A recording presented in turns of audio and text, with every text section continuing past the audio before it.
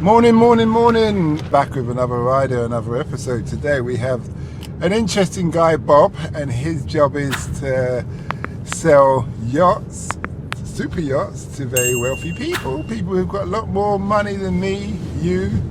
Don't know who you are out there, but more than likely you as well. But anyway, he's going to tell us what it's like, how he got into it, and what a typical day is like. So nice to have you here today, Bob. Nice to meet you, mate. So, Bob, what's a typical day like doing your job? I'm normally London-based in the office. I have a number of yachts that I sort of manage finances for. So we get a number of invoices that come in for all sorts, whether it's fuel, crew-related stuff, engineering parts, interior.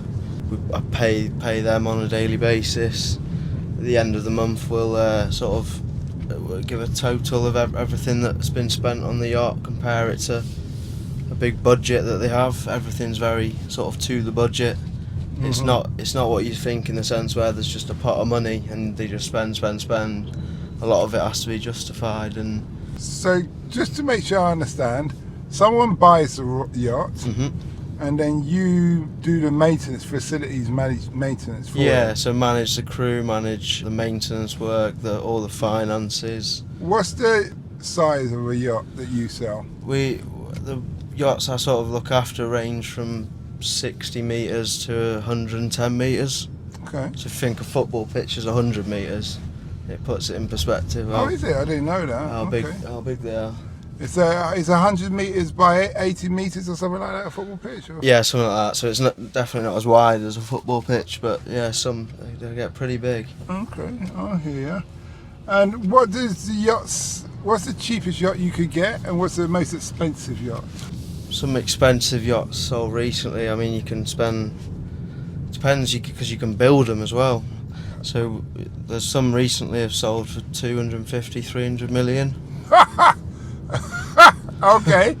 We're talking out, footballers can't afford them. It's football club owners that have them. Mm-hmm. It's these sort of, Yeah, I know, the Russians and... Yeah, you'd be surprised. I wonder if Chinese, did the Chinese buy yachts? Yeah, I mean, you'd be surprised how little Russian yachts we look after, and that might just be, obviously it's relevant at the moment, but a lot of American, all over really. Do the owners actually always on the yachts, or are they just like, just say I own a yacht? Yeah, this is what might send shivers down your spine, because some use it a lot. I mean, some use it maybe 9 months of the year. Others, they will use it for 2 weeks of the year, and the rest of the year it is not being used at all. But throughout that whole year, there's still 15, 20 crew that are on it full time, cleaning it every day. There's one yacht that I look after where the owner's on for 2 weeks of the year. It probably costs 300-400 grand a month just to maintain it, and he's on for 2 weeks. It's it is madness. And can they do Airbnb a yacht? That's what I don't know. Might be. Do they do scholarship? You've got yourself an idea there, mate. You can run with that. You can. Hey, Bernard, you could. But if you, I suppose, and he's got all his belongings on that yacht and everything. Yeah. Watches and all of those things. And when he rocks up, it's all there for him. You've got, or her, I guess. But yeah, you've got.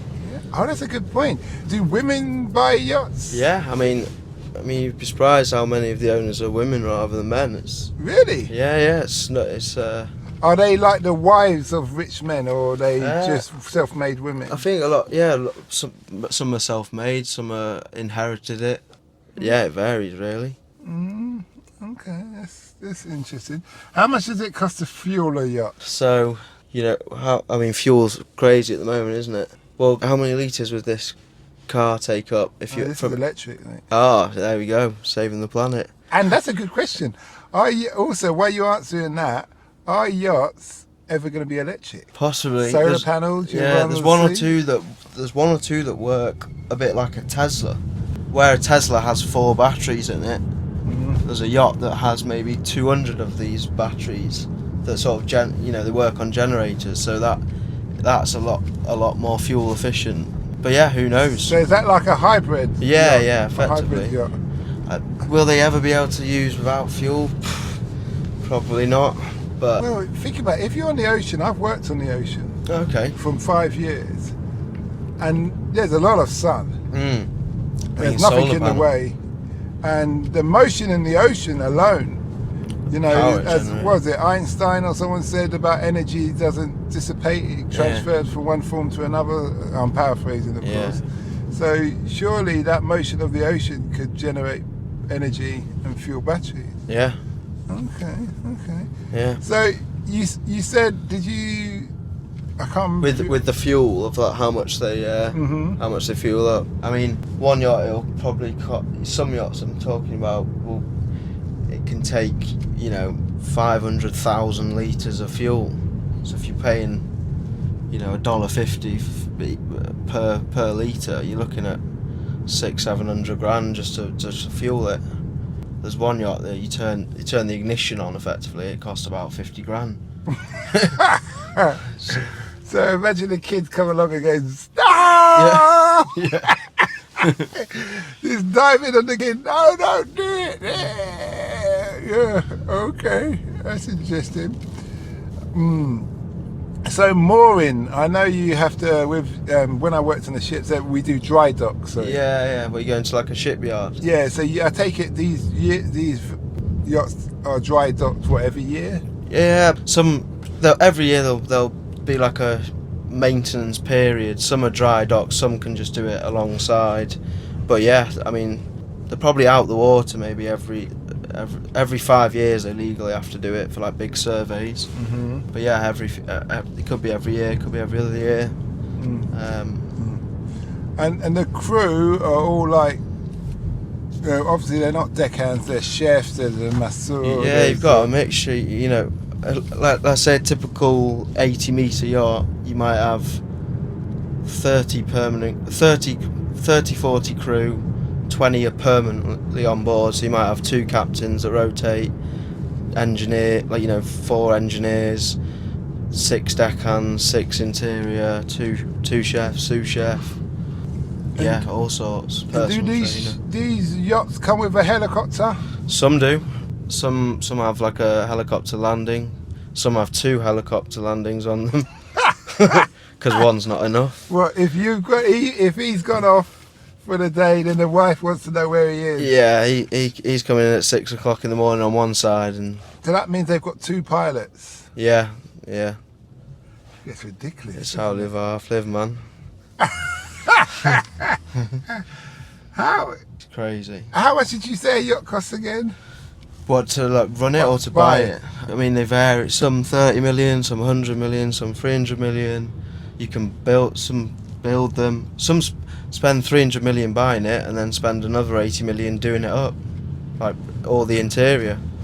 So that's another thing. If you're buying a yacht, it's someone else has designed it, so they may want to completely strip it out and design it how they want to design it. So the outside looks the same, but Why would you buy that yacht? Why don't you just get one built yourself then? because then you're waiting. Some are impatient. Some want it now. Yeah, It takes a long time to design and build a yacht. They got to test and prove things, and architects got to meetings, and they don't want to do all that. They say, I like the look of this, but I want it all. Yeah, and that can take years just to plan it, let alone to build it from start to finish can be 4 years once you've got all the plans. I used to be in the military. Oh, nice. What? I was in the Marines, so wow. I'm accustomed to working on the high seas and working small boats. Yeah. There was a company where we were training called Sea King. Is it Sea King, yeah, I recognise that. Yeah, they did massive yachts. Yeah. And so, I was going to ask you, what is the creme de la creme company? If you was going to buy a yacht, if I won the international $1 billion lottery, Yeah. or I just got a face mask contract from Boris, Yeah. what would You're rolling in it, What you're would be the laughing. make that you'd recommend I buy, and why? Think of it like a car. You can go Italian build. It's going to look really nice, but it'll break down. it won't work very well. You want to go for your German builds. They're you know, most reliable. It's very similar to a car. You know, they're efficient. The shipyards, like where you go and dry dock, you obviously go back there. They're, you know, better. So I think, and Heason is a we've got Fedship Heason there. Anything in Germany or Holland as well is a very big, like in Amsterdam, Rotterdam are big areas for building and refitting yachts. Have you lived on a yacht or spent time on the yacht at night? Yeah, so I've also just realised that I'm going to my house rather than my girlfriend's house, which is where I was meant to go. Change it if you want I'll to. change it now. Where's your girlfriend? She's in Clapham Common. Alright, I'll take the next right then. Sweet, I'll change it now. Yeah, so before COVID, my job, I'd go to yachts and train up the captains to use like a accounting system. Mm-hmm. So yeah, you get to go on board the yachts, and they are unbelievable. Mm-hmm. Okay, that's good. Did you ever have to do the sea survival course? No, I've not done any drills or anything like that. Have you done that? Yeah, we do that, and we do helicopter dunker drills as well. Really? What's that like? Yeah, well, obviously it's military, isn't it? So it's get down and dirty. Yeah. In that respect. Mm-hmm. How long did you do that for? Well, the military, I did it for 12 years. Wow. In 12 years, it's a good experience. Yeah. Very interesting, seeing how the dark and dangerous live. Yeah. In that respect. Got mad respect for you. How long have you been in this industry? So tomorrow actually is my 6-year anniversary. Was it straight out of uni? I never went to uni, so it was pretty much like one of my first jobs. So you came down to London from up north. Yeah. And why did you come to London?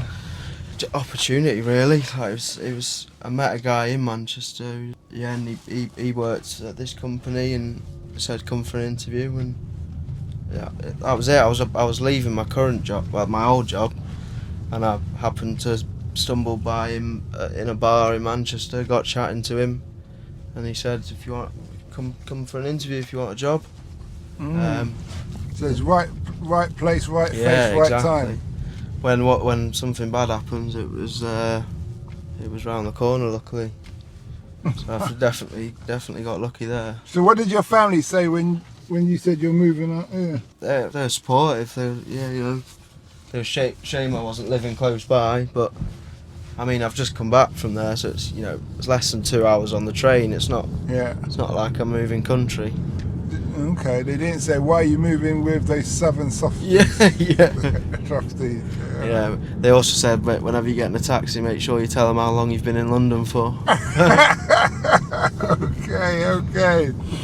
When you came to London, what's the first impression you had of it? I was shitting it. It was really. It was intimidating. Yeah. Okay. It's just fast paced. Like you go back home and it's like everyone's moving 1 mile per hour. You come here and it hits you in the face. Yeah. I do love it. It took me a while to get into it. I'll be honest. It's that move, bitch, get out my way attitude down here, isn't it? It's almost like it's like don't bother me and I won't bother you. Yeah. It's like every man for himself. Do you ever watch Game of Thrones? I've not. Okay, so there's an analogy I always use from Game of Thrones to. There's a group of people called the Lannisters, and they're from London. Yeah. Then there's the Starks, who are like the Northerners. Yeah. And there's the Wildlings, who are the Scottish. Yeah. And Islanders, who are the Irish. And it kind of really pans out with their attitude on the show to how our attitude is in real life. Really? London's all about money. Yeah. No thing. It's just like family values out the window. Yeah. As long as you're making the cash. Then. Yeah, that's the same in Game of Thrones, in that respect and stuff. Mm-hmm. So you said, how long did it take you to get comfortable? In London. The thing is, when I moved, right, it was like a few days after my 19th birthday. You moved down here quite young, didn't you? Yeah. Actually, didn't really know anyone, so it was a bit of a hit in the face. So it definitely took, I'd say, like 6 months, a year before I felt like comfortable. Moving around. But like now, I've been here 6 years. Like I live with 4 of my mates who are from Manchester. There's like 20 or 30 of us that have come from Manchester to live here. Numbers. Come and live with me. Yeah. You're right, laugh. Come on. But yeah, it just seems to be a lot of them went to uni, so they'd go to university and then came to London. So many people just come to London. Yeah, well, it's where the money is, Exactly. Isn't it? Yeah. London produces 70% of the country's economy. 70. Yeah. So Christ. you think of that. Yeah. But if you add up the numbers, if you add Manchester, Birmingham, Leeds, Newcastle, Liverpool together, their population doesn't make half of London's population. Yeah. So in essence, it's not a surprise. Balances out a bit. Yeah, it's kind of a surprise because the countryside ain't making nothing, because apart from this little agriculture, we have no manufacturing. Yeah. If you see what I mean. It's like places like Sunderland, Newcastle are so deprived now. Yeah, I suppose I heard there's been little investment, but I don't know Yeah. what goes on outside London really. So. Did you know much about the Northern Powerhouse? That was like a scheme set up by George Osborne, and it was meant to be like linking Manchester, Leeds, and London together. In what sense? Just like or like create almost like trying to build a Canary Wharf sort of equivalent in Leeds, in Manchester, trying to build those up so they're sort of on the same level, well not on the same level, but they're closer to London in terms of like revenue. But do you think that will work? No, well it hasn't worked. This was like 10 years ago, and it's sort of a promise that's made and not delivered. So it hasn't worked because they haven't actually used the money to do that. Yeah, I don't know the ins and outs of it, to be honest, but like HS2, the fast train, that was meant to be done already now, and that's not even close to being completed. What I think personally, if you want to build up northern parts of the country economy wise, you don't need to start dropping big businesses there and all of these things. What you need to do is you need a bullet train. You need it to go from Brighton to the furthest point of Scotland, so we got involved with Scots. Yeah. And so it can get you to Scotland like in 2 or 3 hours. Yeah. And it stops at Manchester or the main Midland whatever cities. Yeah. And then what happens, you make it affordable to ride, so you make it £20 return.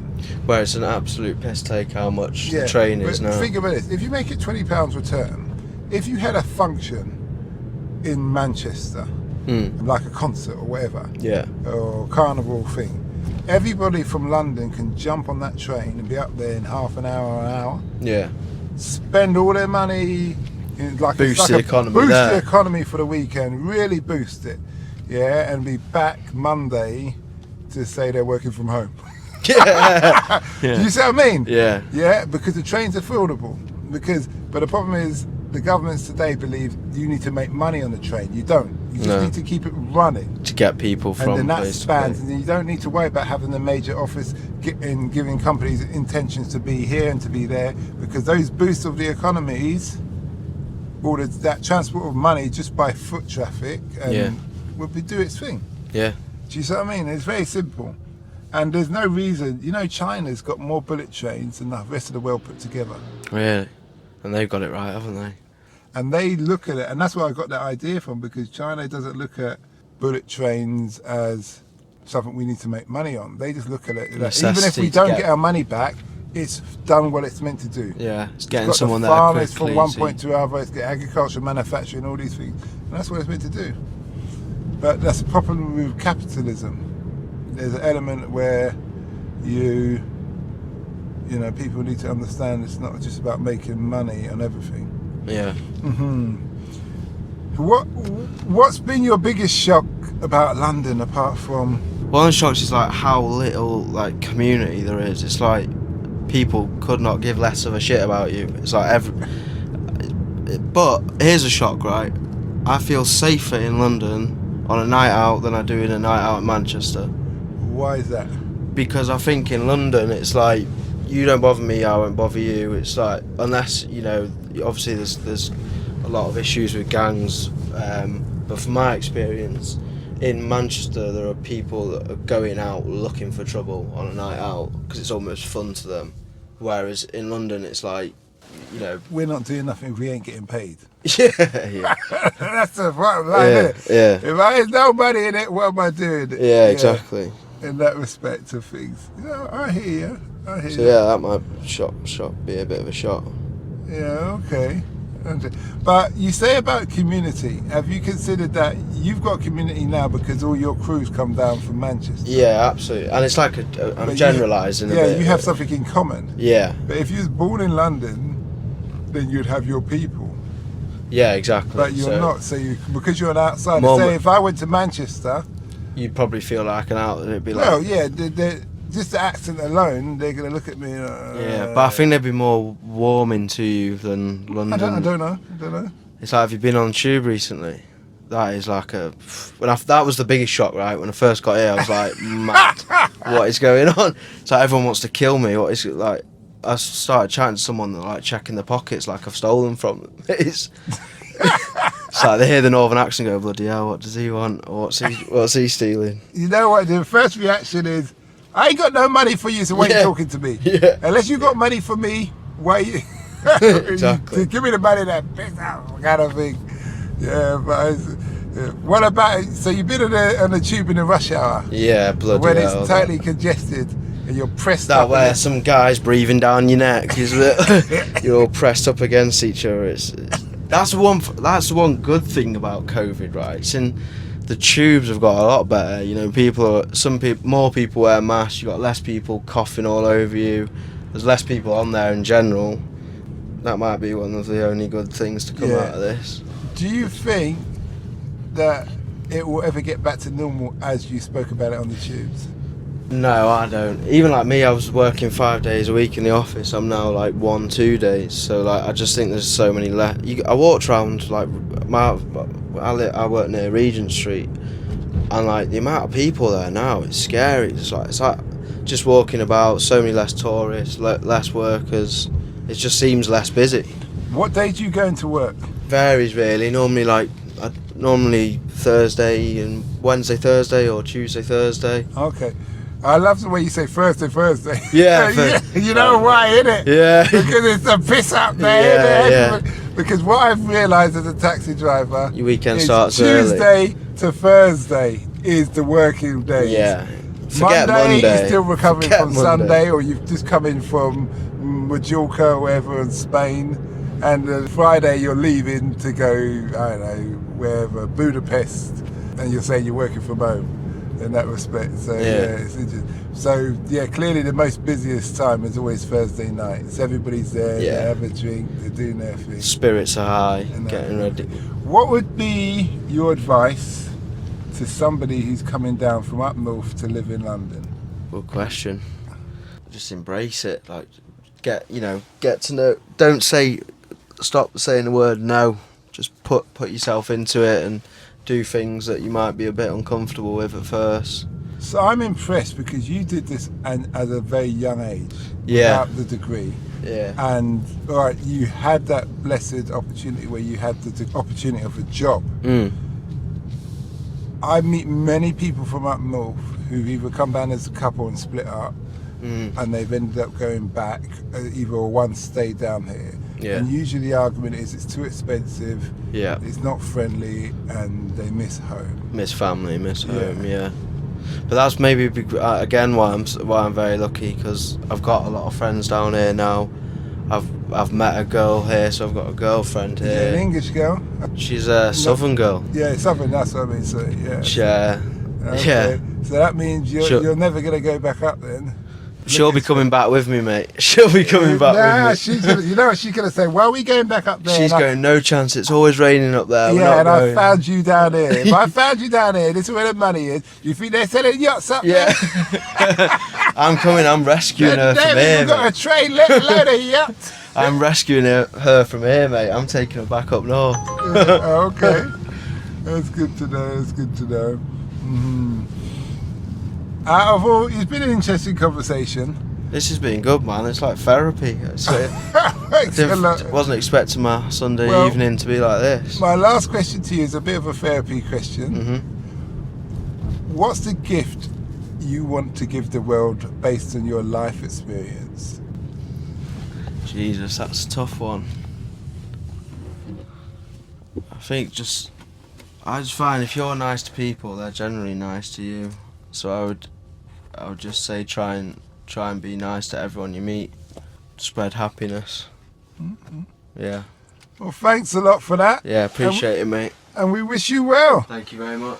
And to the listeners out there, do not forget to check out our sister podcast, Africa Investor Stories, where we talk to people from around the world who've invested in Africa and they can give their real experience. Have a nice day. We hope that episode enhanced your life. We post an interview every day as well as vlogging on our social media channels. Don't forget to subscribe to get our latest episode.